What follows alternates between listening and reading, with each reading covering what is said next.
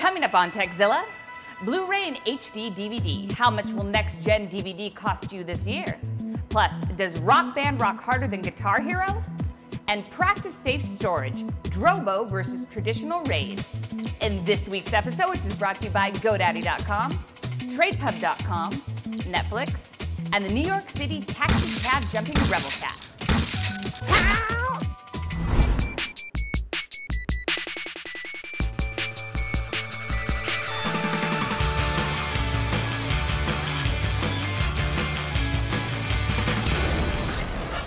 Hello and welcome to Tekzilla. I'm Jessica Corbin. And I'm Patrick Norton. We got a good show.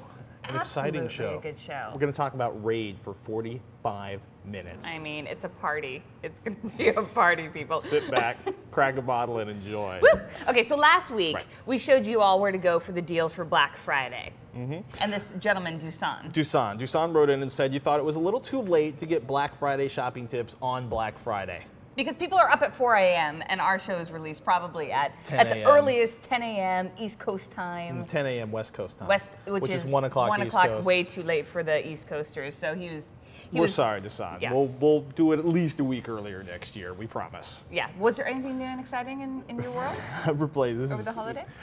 This is going to come across sad even for me. I replaced all of the batteries in the house with rechargeable batteries. Such a dude thing to do. And light bulbs? That's been ongoing for a while. You're like, no, that's Christmas break. No. As light bulbs go out, I've been replacing them with CF. But basically, I needed D-cell batteries for a couple of child amusement objects. Yes. And then the AA batteries and the remote controls are going down. And my wife needs AA's for a camera. So I basically purged the house of non-rechargeable batteries. Nice. Yes. Well, that would be better for the environment. Well, it's also better because you can just recharge them. They last a lot longer. And Now, if you don't recharge your batteries, though, they will die, right? Not exactly. If you leave something uncharged for long enough, in theory, it cannot function, but current nickel metal hydrate technology is pretty good. Great, nickel metal hydrate technology. That's pretty much if you're getting like AA's and D's, that's the way to go. Got it. Energizer. Want to see something cool? Yeah. So this is amazing. This is the artist, actually, this is up on DeviantArt, right? And so the DeviantArt member's name is Porkshanks, which is a fabulous name. She created what she calls an ambient enhancer made from a recycled MP3 player. You see the picture up now? Found a recycled MP3 player and took an old pair of vintage Cannonball Empire headphones she got on eBay.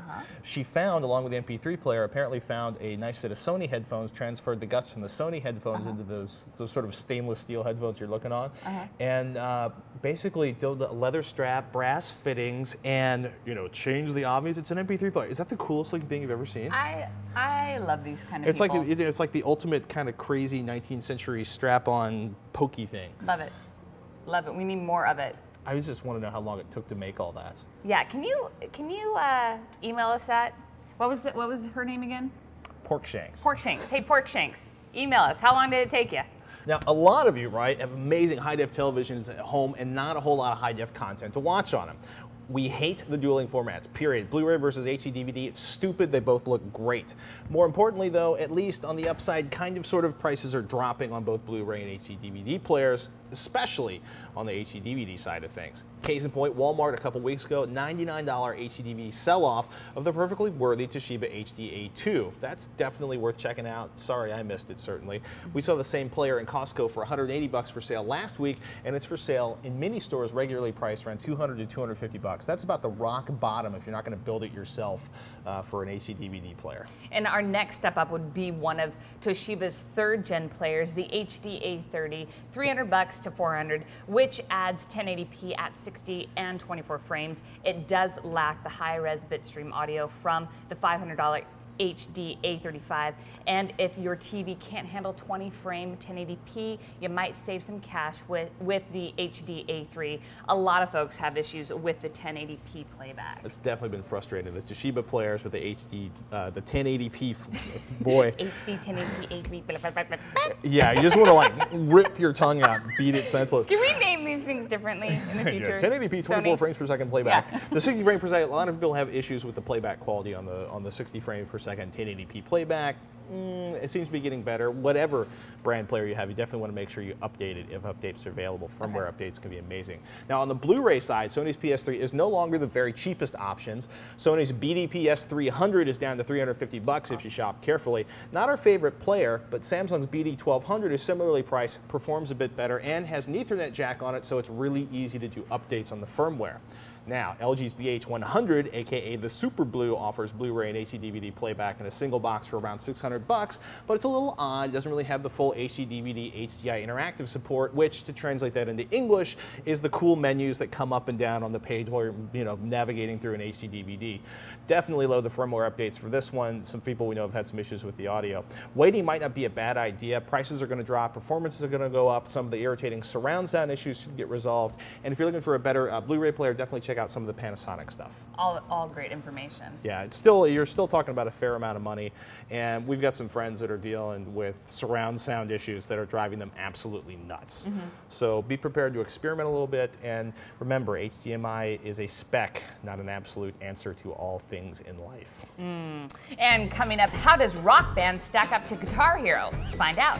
But first, publish in issue 1 of the official Star Wars fact file, the entire Star Wars Galaxy star chart, made up of 400 billion stars and 1 million habitable planets. We take you on a visual journey.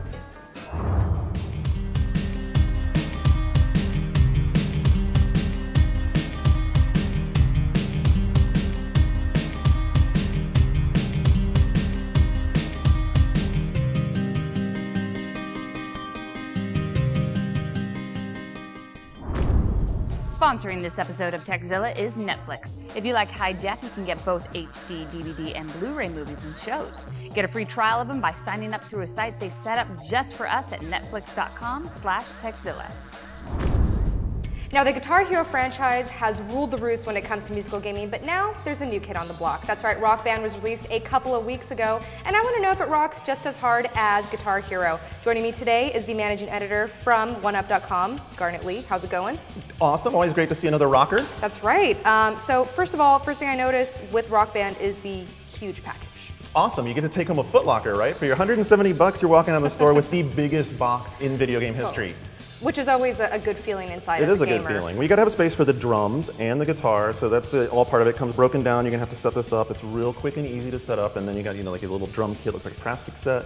You've got your Stratocaster Fender guitar to play with. Kind of a bummer though, it doesn't come with 2 guitars in the pack. So yeah, So if you want to play bass, you want to play bass, you're going to have to sort out another guitar, and right now that means you're going to have to go over to the other guys to get a guitar because the Rock Band isn't ready with separate guitars yet. So. Okay, now speaking of the guitar, this is probably one of the most important peripherals here. Absolutely. And we have to compare it to the Guitar Hero guitar because it's, harmonics, has that whole connection. So this is kind of like the ugly divorce, right? Because Guitar Hero was originally made by a coming together of people who had specialties. On the Guitar Hero side, you've got Red Octane, and Red Octane was really known for their peripherals. They made the guitars, and they were into that side of the game. And Harmonix did the gameplay part, where you saw the notes moving on the screen. Right. So Harmonix had to come back to the drawing board and say, you know what, we need to make our own guitars, which is how they wound up making new relationship with Fender. You've got the Stratocaster model, which looks really sharp on the outside. It's definitely bigger and a little bit more bulky. Oh yeah, definitely. You put these two next to each other and you can tell there's like a definite size difference, right? Right, and you also don't have the blatantly, colored buttons or anything like that. So you didn't like the Fisher-Price buttons? Not a huge fan. See, I think you're gonna be a fan as you play, because I saw you guys rocking out a couple of weeks ago, right? Right? Okay, I kind of sucked. No, you didn't suck at all. You're having fun, right? Yeah. But here's the thing. So put your fingers on this. You see how those are built into the fretboard? Right. It's really easy to lose position on them because they don't have that raised feel. Right. Whereas these, you've got a real tactile feel of, oh, here's where my fingers are, here's where the buttons are. Another thing that I noticed is that there's 10 buttons. What's the deal with that? Well, so this is a cool idea that I haven't gotten accustomed to yet, but when you slide your fingers down here to this extra set of buttons, for playing solos, you don't have to use the strum bar. So for those sections that have spaghetti of notes, you can just bang down the buttons right here, rip off your solo, but switching back and forth is pretty tough. Right. You don't have to switch back and forth, but if you want to be pro style shot, you got to do the whole move down to the top, right? And go Eddie. You got to go Eddie. And if you were trained in the Guitar Hero School of Rock, you're probably going to forget about these guys. Probably. All right. Now, there's also the different parts of the guitar, but moving on, there's also this drum set. Oh, brother. Drums. So from the moment we heard about drums, I was like, oh yes, I want to play drums. Yeah, I got over that really quickly because drumming, guess what? It's actually really tough, right? Yeah. Have you sat down and tried it? I have, and honestly, like, I think it is just so hard. I mean, I don't think I'm that uncoordinated, or maybe I am, but I just We're I all can't that do it. uncoordinated. I seriously can't do it. The guitar, no problem, but the drums, just forget about it. You learn new respect for drummers here because this is very much like playing the drums. You have to learn how to separate what you're doing with your bass drum foot and what you're doing up here all the time, watching the notes go by, getting the bass drum, playing the drums. One thing that's really cool about drums, though, is I think it's the most musical of all the plastic instruments we've had yet in these video games. Right. Because when you hit the fills, it's all up to you. You're actually playing. So when you hit the fill sections, it's wide open. You hit whatever you want to, and you hear it in the game, just like you're playing the fill. So long as you hit that green at the end of it on time, you get the points. It's awesome. That's really fun. All right, and now last but not least is the Rock Band microphone. Yep. And so I'm guessing we're doing a little karaoke with this game. We're fully doing karaoke. I mean, if you've ever played Karaoke Revolution or just, Right. you know, gone down to your favorite spot and had, you know, adult beverages and played a little singing, you know how that goes. You follow the notes, a little bouncing ball on the screen. So it's pretty much the same as it's been before. And if you want to cheat, you can kind of cheat. You know, if you want to do the la-la-las, you can Really? kind of, Now, I've heard that, like, with some of the games, you can definitely hum and just kind of keep the tune, but with this, you actually have to say the words. Is that true? Yeah, not so much. No, we found, yeah, we've been playing it a lot, and on songs where you don't know the words, it is okay to fall into, you know, just giving some syllables and getting the tone right. Because what's watching is the pitch, and so you have to make sure to follow the pitch of the song, and there's a little bar that lights up, and as you trace the bar with the pitch, then you get points. Now, with any musical game, I've said it before, I'm going to say it again, the set list is very important. Now, I know Harmonix has the whole MTV thing going on. Did they get the hookup? Oh, absolutely. There's no doubt about why this became an MTV game, right? They wanted an opportunity to take all the stuff that you see on video television on their website and bring it to the gamer, and it works so well. The only problem I have is that this game doesn't ship with quite as many songs on the disc as Guitar Hero does. And the song list, it's really particular to playing as a band. So if you're just going to play this game by yourself, a lot of the songs for some of the instruments aren't as fun. Right. You know, like, for instance, if you're playing Sabotage by the Beastie Boys, the drum part is really monotonous and not so fun. So if you just wanted to play this game as a drummer, there's some games that aren't, you know, some songs that aren't going to work as well. Same thing goes for guitar, bass, or singing. So it's not quite as balanced. It's not quite as balanced because it's balanced for everybody playing together. I see. But the ace in the hole is all the downloadable content. These guys have got the perfect deal by being hooked up through MTV. I mean, who has the best relationships in music right now? It's MTV. Right. And so they're going to be able to bring to you all the big artists that you want to hear. They've already got the Metallica pack, they've got the David Bowie pack, they've got full albums lined up for you to be able to download. And I like what they're doing with pricing. They're not forcing you to buy bundles, but if you buy a 3-song bundle, they give you a little discount. I mean, in the real world, it's not that big a discount, but bargain shoppers, I mean, 50 cents even. You know I love bargains. Absolutely. So that's awesome. Okay, now it's apparent that with all of these things, you need some friends. Oh yeah, oh yeah. So there's the big difference, right? Right. There's the difference between Guitar Hero and Rock Band. Because Guitar Hero is all about being a guitar hero, and it's not Guitar Heroes, it's Guitar Hero. Right, and singular. you can play with friends, and that's great, and you can play it online, but it's all about you and the guitar. Rock Band is about being a band, and it's getting your friends together in one spot and just rocking out, and it is so fun. I mean, you will not have more fun than getting a group together, you know, bring over your favorite drinks and sit down in front of the television, spend the evening there, you're gonna have a blast. So it's not as nearly as competitive, more cooperative. So, because you're thinking about how they entered in the guitar face-offs in Guitar Hero. Right, in Guitar Hero 3 especially, it seems like that competitive edge has been added. Yeah, it still gets competitive because if you're playing with your friends and you're doing really good and they mess up, let me tell you, you can very quickly get a little upset at them. Hey, you got to carry your weight there, Mr. Drummer. Yeah. Right? Right. Now, speaking of drums and whatnot, there's also the graphics, to me, which is a huge part. I like customizing things. I'm one of those people. So is there all that? I think you can like tat up your drummers. You know what? You can even design your own tats. So you're going to go into the shop. And inside the shop, you're going to be able to use this tool that's very much like we've seen in racing games before, where you can design your own decals, and you can carve them out and make them into all kinds of crazy shapes, and put them on your biceps or on your chest, and yeah, you can be all tatted up. See, now I was a big Gran Turismo fan back in the day. I've always liked customizing things, so I think I'd be into that. And clothes. Tons of clothes. Tons of clothes. You all know I'm a fashion buff. You're gonna have like the tiger stripe spandex, right? Of course. Absolutely. And the pink hair, totally rock that. Now moving on, I just recently decided to purchase an Xbox officially. And I've played Guitar Hero, and the third one's out. Obvious competitor is Rock Band. Which one should I buy? It's a tough question, right? Because they are not really as similar as they look at first blush. Because when you first look at them, you see, oh, guitars, music, game, that kind of thing, right? The big difference is if you're going to be playing it at home with yourself and you want to play guitar, it's absolutely Guitar Hero. And on top of that, this guitar really is a lot better, and it's just a fun game to sit down and play and rock out by yourself. But if you have friends coming over and you're going to play as a band, it's a hands-down decision for Rock Band. Rock Band has an amazing ability to get everybody up on the stage and really experiencing that moment. If you ever performed live on stage in front of an audience, you know how it is, Yes. and it comes that close to actually getting it, and that's special. That's really neat. But I guess the best way to find out is to play, right? Absolutely. All right, let's do this. We got to rock it right now. Let's rock it. Now we have this drum set here. I definitely do not want to play drums. Oh hell no! I got my Slytherin shoes on. Right, so you're ready to sing. I do know someone who wants to though, and it's our very own Jessica Corbett. Now, I just want to bring back the magic from when I was 12 and I was in drum class. Oh, it's just like yesterday. Just like, Well, girl, bring it. love Are you ready to Slither rock? shoes, man. I'm so ready. All right, here we go. What do I do? Do some epic here. Got it. What do we do? So just hit the. Just blow one up. Wait, you guys put me on difficult. This isn't right. You got it. You can do it. This is, Do it. This is.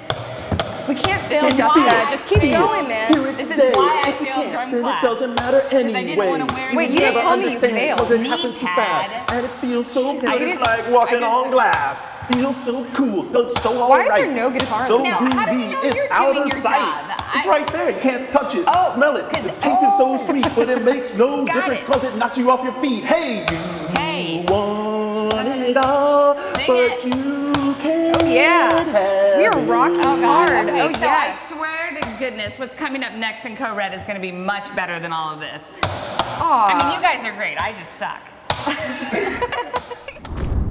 According to the dictionary, addiction is a state of being enslaved to a practice with such fervor that its cessation causes severe trauma. Okay, befuddler.com is only a silly game found on the interwebs, so I wouldn't say I'm experiencing any severe trauma. On the other hand, I think I'm forming somewhat of a dangerous addiction. This is how the mesmerizing game works. Simply choose a photo from various Flickr image themes like vanishing points, lolcats, graffiti artist Banksy, interestingness, or whatever other theme that strikes your fancy. Then scramble or befuddle the image and put it back together as fast as you can. Keep in mind that you are being timed, so the pressure is on. So if you're a fan of mind benders and photography, check out befuddler.com and get hooked.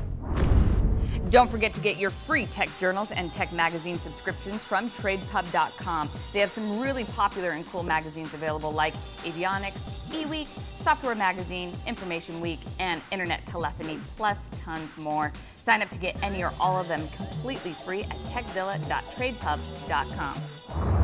Now it's time for Code Red.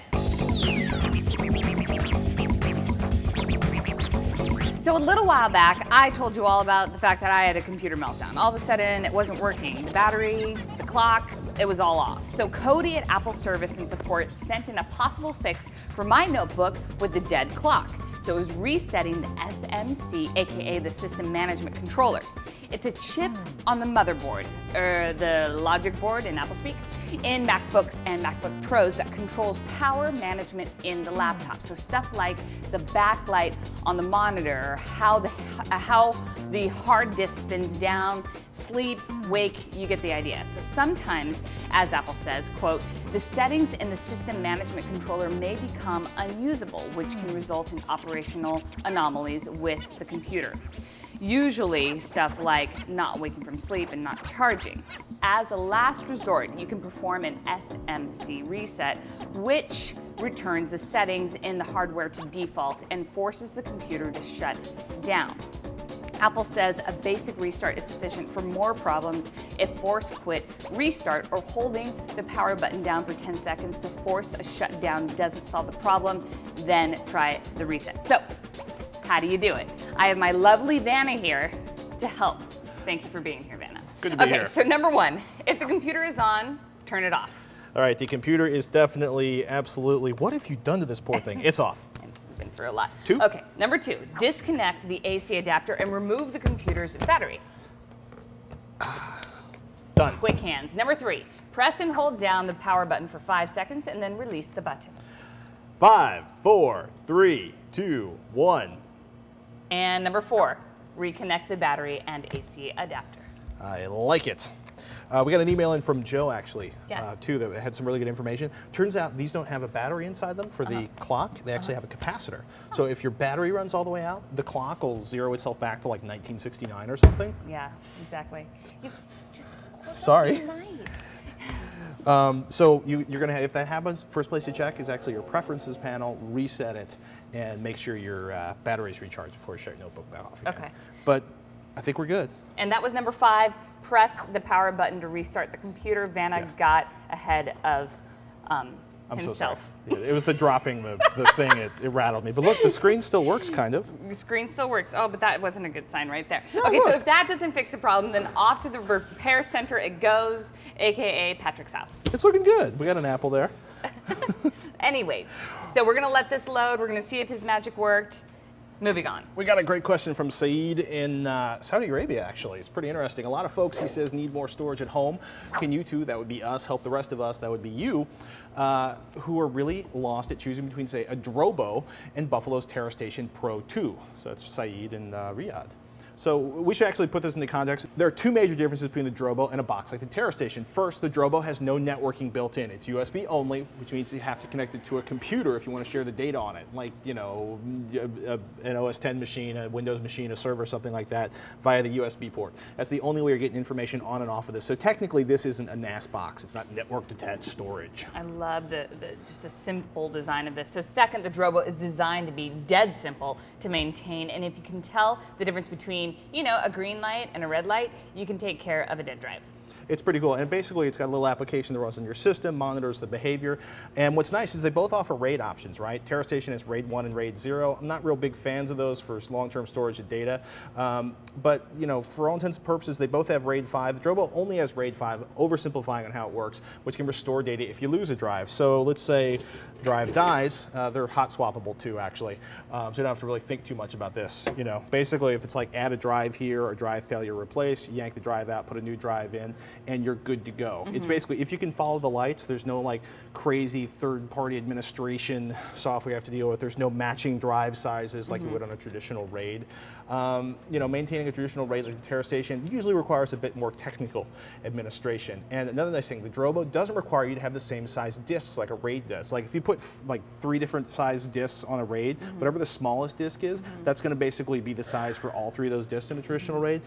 The Drobo can actually span across all kinds of different drive sizes. So as drives gets cheaper, you can buy bigger drives and just slap them in there.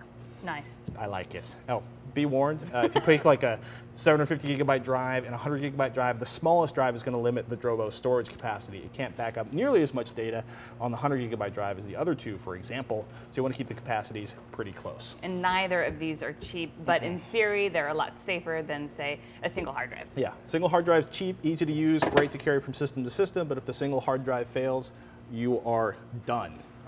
Another thing to think about, actually, if you are into the whole cheap single hard drive, try taking a look at putting the data on an online storage service. Those are magnificently safe, although transferring the data to and from over the web can be miserably slow, painfully slow. So yeah, if you're thinking about home storage and keeping your data safe, I highly recommend an article by Lloyd Case over at extremetech.com, 10 storage strategies for the home, and we've got the link in the show notes. And I gotta say something, you know, this site, good stuff. It's just good stuff. Good stuff. Awesome. So before we move on, we gotta check it out. Success? Success. It's holding the time. We've pulled the power, we've restarted it, and look. I need to clean up my desktop, Yeah, got enough icons? But at least I can now because the whole thing is working. Yay. Yay, yay, yay us, Thanks right? to Cody Yay us. and thanks to Joe. Awesome. So coming up, find out how Patrick's $500 PC shopping trip turned out. But first, here's Heather with her producer pick of the week. I embrace my bookwormishness. In fact, I'm happiest surrounded by my stacks of books. I often stare for long periods of time at my bookshelf, skimming the titles and reminiscing about all the great stories that have affected me over the years. But you can't always sit at home contemplating your book collection, because that'd be weird. So all you busy, avid readers out there, this one's for you. With Shelfari, you can build your very own virtual bookshelf.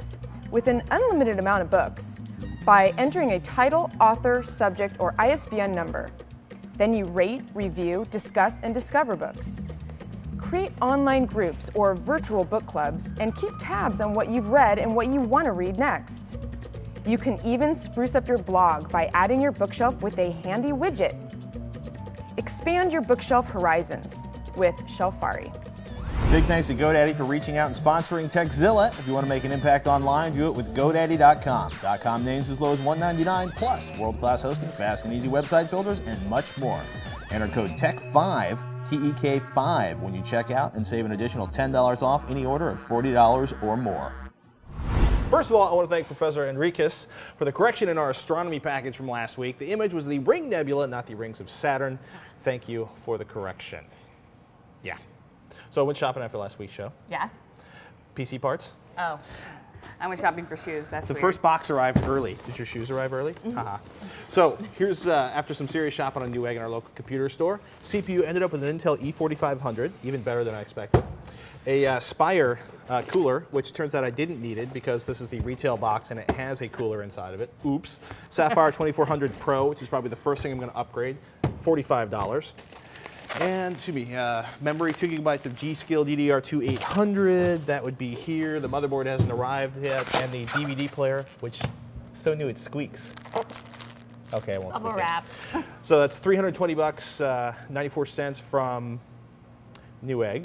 $12.48 for shipping and handling, $24 in tax, $356.69. Grand total. I'll help Remember, you out there. learn to read Grand total, young. $356.69. And then from our local computer store, we spec'd out a 500 gigabyte Western Digital drive, $99.95, basically 16 megabytes of cache in that really good drive. And an Intermax case with a 400 watt power supply for $35.95. Subtotal $125.90, tax $10.39, total $136.29, total $492.98. By the way, I skipped the Intermax case and I'm reusing an old ATX case and power supply I had around the house. Call me, you know, all tree huggy, but reduce, reuse, recycle is a good thing in my book. I agree. Next up, we build it. Actually, we're gonna make you build it. Great. You're gonna make me. Build it! Yeah. Build the PC! No, I think it's great. And what are you gonna do with that extra $7? I don't know. Maybe I'll return this and I'll have $12. Maybe I can upgrade the graphics card. Maybe you could buy me, you know, a Coke somewhere. do that. We could do that. All right, so it's almost the time you've all been waiting for when we dig into your emails. But first, I want to say thanks to Ben. Ben gave me an invite to Found. Remember that site that I talked about in the Code Red? You are the best, Ben, so I really appreciate it. Okay, so let's get to it. First email says, why Intel? For a little cheaper than the 4400, you could get an AMD 64X2 5200 plus that performs a lot better. From Nicolas. All right. First of all, rumor has it the Core 2 Duos have mad power you can dig out by overclocking them, like 40% overclocking on these, a mere 10% on average overclocking for the AMD processors. So I'm going to overclock the bejesus out of this thing. Whoop. 2, I haven't built an Intel system in forever. And 3, hey, you know what, Nicholas? AMD 6400 X2 5200 Plus, which is a horrendously long name, is a great choice for a low-cost CPU if you don't want to play around with overclocking. Thanks for bringing it up. By the way, I'm going to bring you an old Dell with some Intel stuff, and it's for you to play with in the future. I just cleaned out my house, and I have a present for you later on. Okay, so email number 2. Any chance you can talk about Miro, the video podcast aggregator? Do you have any other ones that you would prefer? From Efren, Silver Springs, Maryland? Is that right? That's right. Ha. It's actually really close to DC. A lot of people who work in DC or Silver Springs live around there. Actually, it's a great question. Miro used to be called Democracy, and it's kind of like iTunes, not in the sense that it's attached to an iPod, but it combines a media player and an RSS reader so you can download files. When you subscribe to a feed, which is what you're looking at right now, say Tekzilla, yeah, download it. It'll automatically download each new show as it's added to the RSS feed that tracks that particular version of the show. Miro is one of the favorite alternatives to iTunes, which is used by tons of folks to subscribe and download and watch video and audio podcasts. Most folks like the aggregator aspects of Miro. The media player is more hit or miss. Depends on whether you like it or not. Some people find it a little kludgy. In either way, it's free. Give it a try. And if you got a favorite tool for subscribing to video podcasts, email us, tekzilla@revision3.com, and put, speaking of long overwrought titles, video podcast utility in the subject line. I actually really like Miro, and I used to call it Miro until you just corrected me. You know, it's probably Tomato, tomato. All right, number 3. I'm Hawachi. shopping. Huh? the name in Arizona. We'll do it next week. Okay. Email number 3. I'm shopping for a new laptop. A few manufacturers have a $50 option called the quote Intel 1GB turbo memory. Ooh. Do you know what exactly this is? Is it just internal flash memory that is taking advantage of Ready Boost in Vista? From Eric. This is a great question because this is a really frustrating corner, right? Yeah. You know about Centrino. Yes. So It's Intel turbo memory, formerly code named Robson. It is a part of the 5th iteration of Centrino, Intel's branding campaign for notebooks. And the whole Centrino campaign demands notebook makers use Intel processors, chipsets, and Wi-Fi modules. Then they get a tag and the benefits of Intel's Centrino advertising blitz. So while Centrino notebooks have been pretty solid, a lot of manufacturers have lashed out at Intel's turbo memory. Which is optional, we should point out, not a required part of Centrino. What it is, it's a 1GB chunk of flash memory and a flash controller on a little mini PCI board that plugs into the notebook. And yes, definitely designed to work with Vista's Ready Boost, Ready Drive, and Superfetch. I like saying Superfetch. And since turbo memory can't be removed, Intel says it can shorten your resume time from hibernation. Your operating system grabs the info from the memory instead of waiting for your hard drive to spin up. It's a great theory, right? And Intel claims longer battery life for notebooks with Intel turbo memory. Sounds amazing, right? Well, it sounds good. Well, Anantech has done some testing and is less impressed. It actually slowed down startup from hibernating. Oops.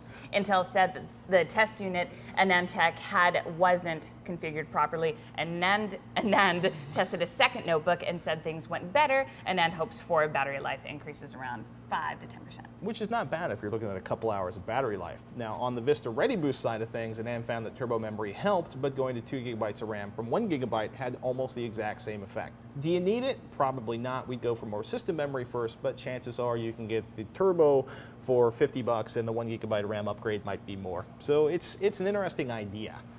Yeah. Still feels theory mode though. Yeah. All right, so don't forget to email us with your questions at tekzilla@revision3.com, and I think that's a show. I'm Patrick Norton. I'm Jessica Corbin.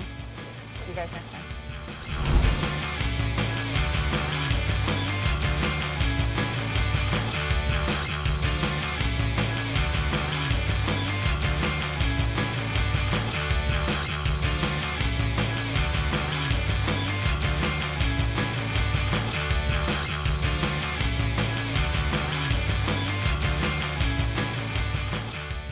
Now it's time for Code Red.